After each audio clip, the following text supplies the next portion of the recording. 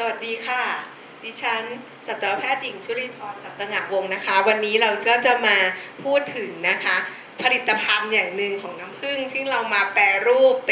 ป็นน้ำผึ้งนะคะซึ่งเราได้รับเกียรติจากส่วนมาตรฐานการปศุสัตว์สำนักงานปศุสัตว์เขต 5 กรมปศุสัตว์นะคะให้มาใช้สถานที่นะคะในการจัดครั้งนี้นะคะว่าพูดถึงแยมน้ำผึ้งเนี่ยส่วนใหญ่ทุกคนก็รู้จักแยมอยู่แล้วนะคะเพียงแต่ว่าเราเอาผลิตภัณฑ์นะอย่างเช่นเกษตรกรมีผลิตภัณฑ์น้ำผึ้งเราก็มาแปรรูปเพื่อทำให้เกิดมูลค่าเพิ่มมากขึ้นนะคะซึ่งโดยปกติเนี่ย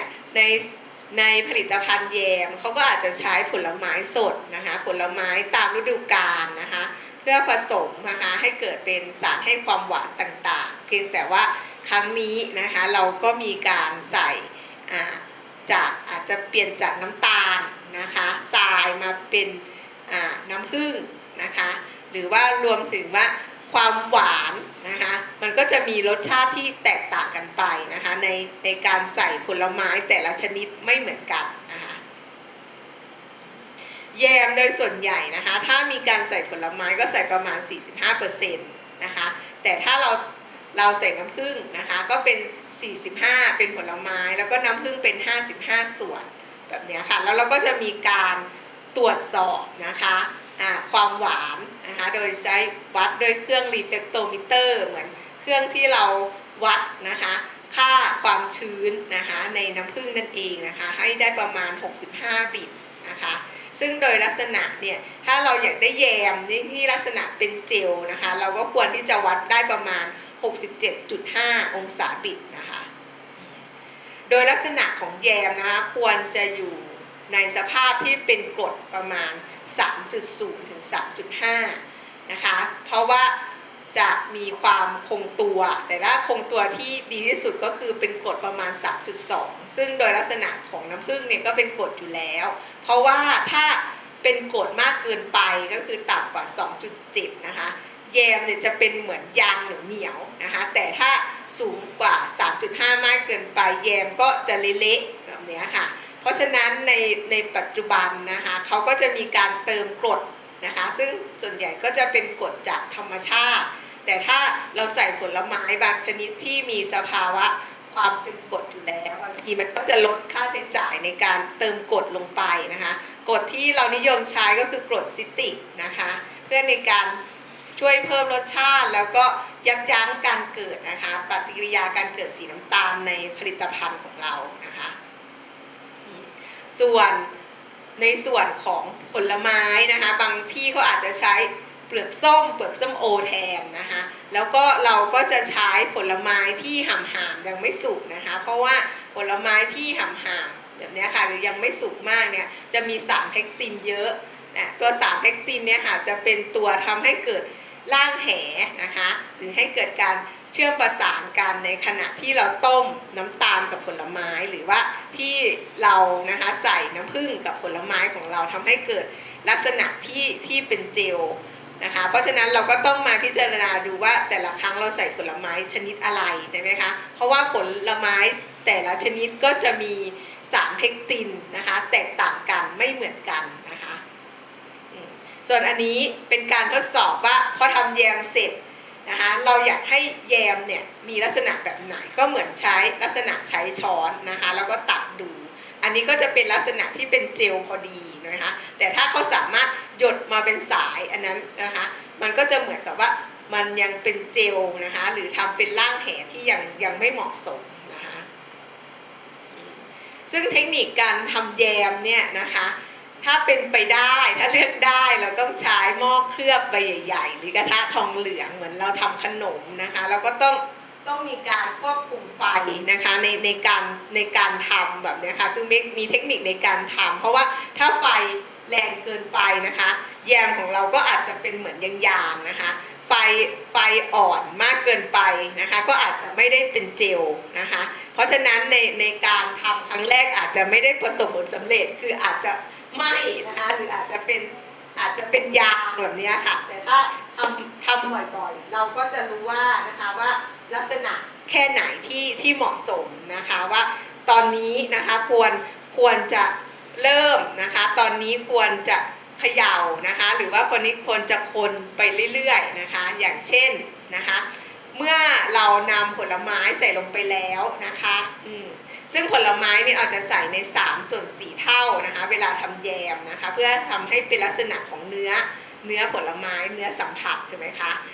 พอเราใส่ไปแล้วเนี่ยเราต้องทำไฟอ่อนๆพอเราเห็นว่าเริ่มเดือดเราถึงจะเร่งไฟให้เป็นไฟกลางนะคะถึงค่อนข้างที่จะแรงพอเราคิดว่าพอถึงช่วงนี้นะคะเราก็ต้องหมั่นดูนะคะแล้วก็หมั่นคนเนาะนะคะเพราะว่าถ้าสมมุติว่าพอเข้ากันนะคะเราต้องรีบใช้ช้อนตักดูโอเคไหมคะถ้ามันเป็นลักษณะเหมือนเจลก็ต้องหยุดแบบนี้ค่ะแล้วก็พักให้เย็นนะคะแล้วก็รีบบรรจุใส่ขวดแก้วที่สะอาดตามที่เราต้องการนะคะแต่ปัญหาที่เกิดขึ้นนะคะบางทีผลิตภัณฑ์มันไม่เป็นลักษณะเจลก็เนื่องจากว่าเนี่ยค่ะเนื่องจากว่ามีกรดหรือแพคตินต่ำเกินไปนะคะเพราะว่าที่เราบอกว่าตัวนี้จะเป็นตัวช่วยให้เกิดร่างแหถูกไหมคะหรือว่ากรณีเติมน้ำผึ้งมากเกินไปอยู่ในสัดส่วนที่ไม่เหมาะสมนะคะหรือกรณีเคี่ยว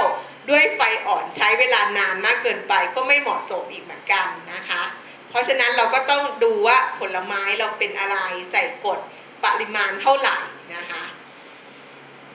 หรือบางทีเนี่ยคนเคี่ยวนานมากเกินไปผลิตภัณฑ์ก็จะค่อนข้างที่จะขุ่นไม่ใสเพราะว่าแยมส่วนใหญ่ผู้บริโภคเขาก็จะอยากได้ผลิตภัณฑ์ที่ค่อนข้างจะใสแล้วก็เห็นเนื้อผลไม้แบบนี้ค่ะมันก็จะทำให้เกิดความน่ากินนะคะ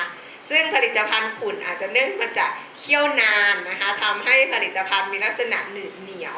แล้วมันก็มีฟองอากาศนะคะเข้าไปแทรกตัวค่อนข้างที่จะมากนะคะรวมถึงกรณีปล่อยให้ผลิตภัณฑ์เย็นเกินไปก่อนบรรจุแบบนี้ค่ะนะคะกรณีเทผลิตภัณฑ์ลงภาชนะนะคะห่างเกินไปมันก็เลยทำให้มีอากาศแทรกเพราะฉะนั้นเวลาบรรจุเราก็ต้องรู้ว่าควรจะเติมแยมนะคะลงไปในภาชนะนะคะที่เราปิดสนิทเนี่ยมีความสูงมีความห่างอยู่เท่าไหร่นะคะหรือว่าผลไม้นะคะดิบของเราเนี่ยนะคะบางอย่างมันก็เป็นแป้งมากเกินไปก็อาจจะไม่เหมาะสมนะคะหรืออีกกรณีหนึ่งที่เราบอกว่าแยมมันเสียนะคะก็คือเกิดการแยกตัวของเหลวออกจากเจลเพราะว่าเราบอกว่าแยมมันต้องมีลักษณะเป็นเจลถูกไหมคะซึ่งอันนี้อาจจะเกิดเนื่องจากมีปริมาณกรดมากเกินไปนะคะเกิดจากมีการทำลายโครงร่างเจลนะคะก็เราก็จะแก้โดยการเติมน้ำผึ้งหรือเติมแพคตินนะคะหรือการผสมน้ำเพื่อให้เจือจางกรดนะคะหรือว่าอีกกรณีหนึ่งมีปริมาณของแข็งที่ละลายได้ทั้งหมดน้อยเกินไปนะคะทำให้ร่างแหของแพคตินอุ้มของเหลวไว้ไม่หมดแบบนี้นะคะส่วนวันนี้เราก็จะมาพูดถึงแยมสับปะรดนะคะเพราะว่าบางทีเราก็เห็นสับปะรดเนี่ยล้นตลาดนะคะมีราคาตกต่ำแล้วก็เอามาใช้ได้นะคะแต่ปัญหาเราก็ต้องมาดูว่าสับปะรดที่ชุ่มน้ำมากเกินไปก็อาจจะไม่เหมาะนะคะเพราะว่าบางทีเรา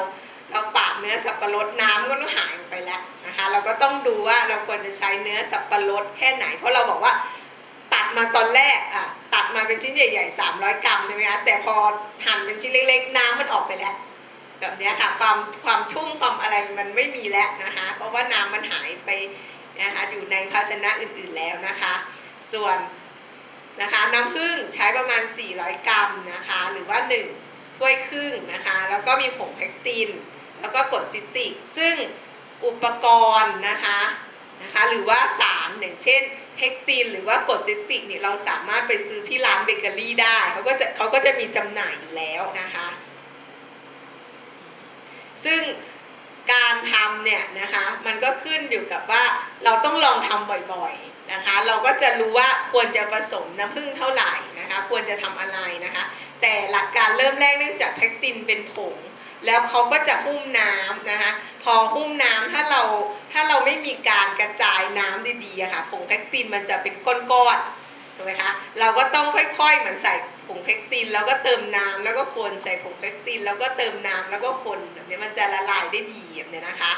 ส่วน เมื่อเราละลายผงเพคตินไว้เรียบร้อยแล้วนะคะเพราะว่าเราเอาผงเพคติน3ช้อนโต๊ะนะคะมาละลายกับน้ำ100 ml แล้วนะคะเราก็เตรียมเนื้อสับปะรดนะคะใส่ในภาชนะที่เราจะนะคะในส่วนหรือว่าเราจะใส่ในกระทะทองเหลืองนะคะแต่เราต้องตั้งไฟอ่อนๆกวนไฟอ่อนๆก่อนนะคะเพื่อให้สับปะรดเนี่ยเริ่มนิ่มขึ้นแล้วก็น้ำในสับปะรดที่ออกมาก็เหมือนที่บอกว่าเราจะทำสำเร็จมันก็ขึ้นอยู่กับว่าเราซื้อสับปะรดนะคะที่เหมาะสมหรือเปล่านะคะพันธุ์ที่เหมาะสมไหมนี่ก็มีผลเพราะว่าเราต้องการน้ำจากสับปะรดออกมาด้วยนะคะเพราะว่าเนี่ยค่ะถ้าสับปะรดมีน้ำน้อยหรือแห้งนะคะเราก็อาจจะเติมน้ำครึ่งถ้วยนะคะใช้ไฟกลางนะคะจนเนื้อสับปะรดนี้สุกใสก็คือมีสีใสๆจากเดิมมันทึบนะคะมันก็จะใสขึ้นนะคะหลังจากที่เราเห็นว่าสับปะรดเนี่ยนะคะเคี่ยวกวนนะคะสักประมาณ 1-2 นาทีเรียบร้อยเราก็จะเติมน้ำผึ้งนะคะเราก็ต้องยิ่งใช้ไฟหรี่นะคะอ่อนลงกว่าเดิมอีกนะคะหลังจากนั้นนะคะเราก็ใส่เฮกตินนะคะแต่ต้องกระจายเฮกตินนะคะไม่งั้นมันจะจับเป็นก้อนๆนะคะก็กระจายนะคะพอใส่เฮกตินไปเราถึงเร่งไฟมากขึ้นนะคะหลังจากนั้นนะคะเติมกรดมะนาวลงไปนะคะคนให้ละลายนะคะเร่งไฟขึ้นเล็กน้อยนะคะซึ่งส่วนใหญ่เราจะใช้ไม้พายที่เป็นไม้นะคะแล้วเราก็ดูส่วนผสมเดือดถูกไหมคะแล้วเราก็ตักนะคะแล้วเราก็ทดสอบว่ามันมีลักษณะเจลไหมนะคะดูค่าความหวานมันได้68บริกไหมนะคะแล้วเราก็ปิดไฟนะคะปิดไฟแล้วก็คนเล็กน้อยแล้วเราก็บรรจุนะคะเพราะฉะนั้นขวดบรรจุเอาเป็นขวดแก้วก็ต้องสะอาดอะไรแบบนี้นะคะแล้วก็รวมถึงบางทีเนี่ยแยมร้อนเกินไปไหมคะแล้วเรามาใส่ขวดเนี่ยนะคะเราก็ต้องดูความเหมาะสมแบบนี้ค่ะหรือว่าใส่ความสูงแค่ไหนแบบนี้ค่ะเราก็ต้องมาดูรายละเอียดเพราะว่าถ้าเราจะทำเป็นผลิตภัณฑ์เพื่อขายแบบนี้ใส่แน่นมากเกินไปเขาก็จะไม่เห็นผลิตภัณฑ์สินค้าเรานะคะหรือว่าบางที่เนี่ยพอทำเสร็จเขาอาจจะใส่ผลไม้นะคะเพื่อแตะเพื่อให้คนที่มาซื้อเห็นโอ้อันนี้เป็นผลไม้จริงแต่ว่าเราก็ใส่สับปะรดแต่เนื่องจากว่าสับปะรดน่ะมันถูกหั่นเป็นชิ้นๆมันมองไม่เห็นภาพหน้าตาเนี้ยสับปะรดอะไรแบบนี้นะคะก็แล้วแต่ว่าเราจะจัดการนะคะบรรจุยังไงเพื่อให้เกิดความน่าสนใจทั้งในการกินแล้วก็การบริโภคนะคะแต่เน้นก็คือให้มีลักษณะเป็นเจลนะคะเพื่อที่จะบริโภคง่ายนะคะส่วนผลไม้ก็เราสามารถปรับเปลี่ยนได้นะคะหน้าสตรอเบอรี่ก็ใส่สตรอเบอรี่แบบนี้ค่ะหรือว่าผลไม้อื่นๆนะคะที่มีลักษณะที่มีรสเปรี้ยวเหมือนมะนาวอะไรแบบนี้ค่ะเขาก็ใส่ลงไปได้นะคะก็แล้วแต่ว่าเราจะแปรรูปนะคะผลไม้ที่เกิดขึ้นในแต่ละช่วงฤดูกาลยังไงกับน้ำผึ้งเนี่ยค่ะ